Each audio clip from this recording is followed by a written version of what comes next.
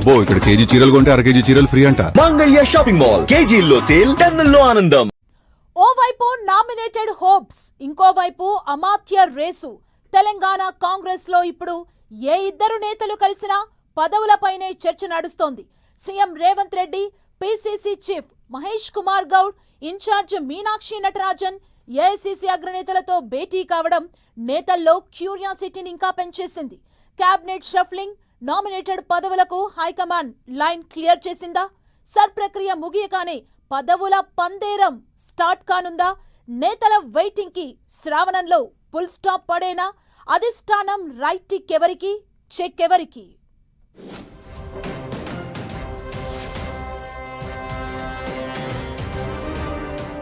పదవుల కోసం ఆశల పల్లకీలో కాంగ్రెస్ నేతలు, ఊరిస్తున్న నామినేటెడ్ పోస్టులు, క్యాబినెట్ హోప్స్. అధిష్టానం పెద్దలతో సీఎం, పిసిసి చీఫ్, రాష్ట్ర ఇన్ఛార్జ్ భేటీ. ఈ శ్రావణ మాసంలో పదవుల పంపకం పక్కానా? అధిష్టానం ఓకే చెప్పిందా? ఆశావహుల్లో టెన్షన్. తెలంగాణలో కాంగ్రెస్ సర్కార్ కొలువుదీరి 2.5 ఏళ్లు పూర్తయింది. ఇక మిగిలింది 2.5 ఏళ్లు మాత్రమే. రానున్న కాలం ఎన్నికల సమయం కాబట్టి ఏదో ఒక కీలకమైన పోస్టు దక్కించుకోవాలని చోటా మోటా నేతలంతా ఉవ్విళ్లూరుతున్నారు. ఇప్పటికే మొదటి విడతలోని 37 కార్పొరేషన్ల పదవీకాలం ముగిసి 15 రోజులు అయిపోతుంది. పాత కొత్త వాటిని కలిపి ఏకకాలంలో పెద్ద మొత్తంలో నామినేటెడ్ పదవుల్ని భర్తీ చేయాలని రాష్ట్ర ముఖ్య నేతలు భావిస్తున్నారు.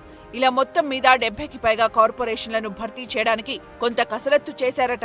వారం రోజుల క్రితం ఇన్ఛార్జ్ మీనాక్షి నటరాజన్ ముఖ్య నేతలతో జరిపిన చర్చల తర్వాత ఒక రిపోర్టు తయారు చేశారట. ఆ నివేదికపై పార్టీ అధిష్టానం పెద్దలతో డిస్కస్ చేసేందుకే ఏఐసిసి ప్రముఖులతో భేటీ అయినట్లు తెలుస్తోంది.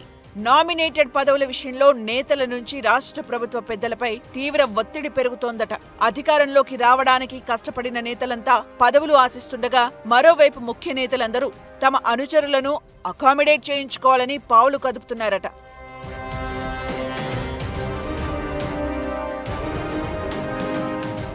రాబోయేది ఎన్నికల కాలం కాబట్టి తమ వర్గానికి పదవులు ఇప్పించుకుంటే తమ పని ఈజీ అవుతుందని భావిస్తున్నారట. మరోవైపు నియోజకవర్గాల పునర్విభజనతో సీట్ల సంఖ్య భారీగా పెరిగే అవకాశం ఉంది. ఛాన్స్ దొరికితే సీటు దక్కించుకోవాలని, ప్రోటోకాల్ ప్రకారం ఏదో ఒక పోస్టు ఊడాలని నేతలు ఆశపడుతున్నారట.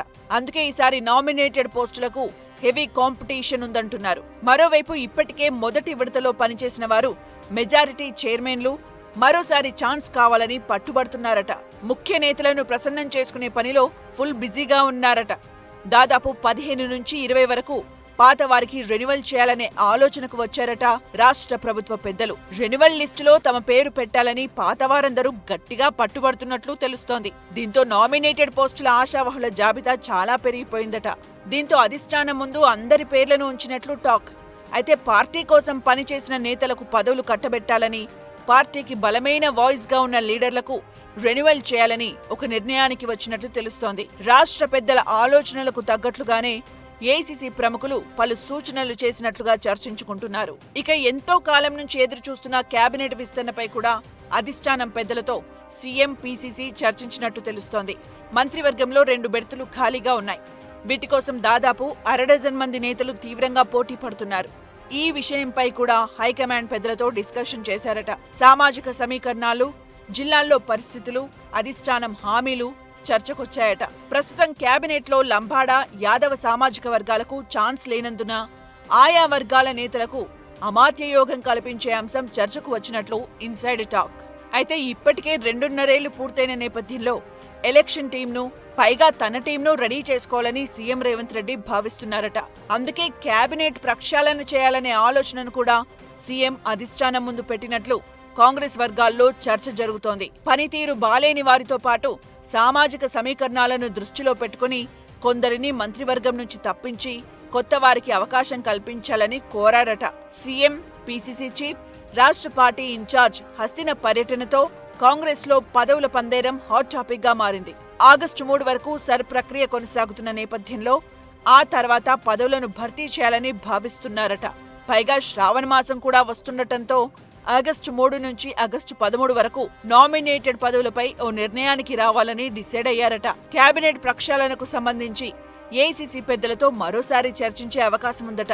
ఈ శ్రావణ మాసంలో అయినా నేతల ఆశలు నెరవేరుతాయో లేదో చూడాలి మరి.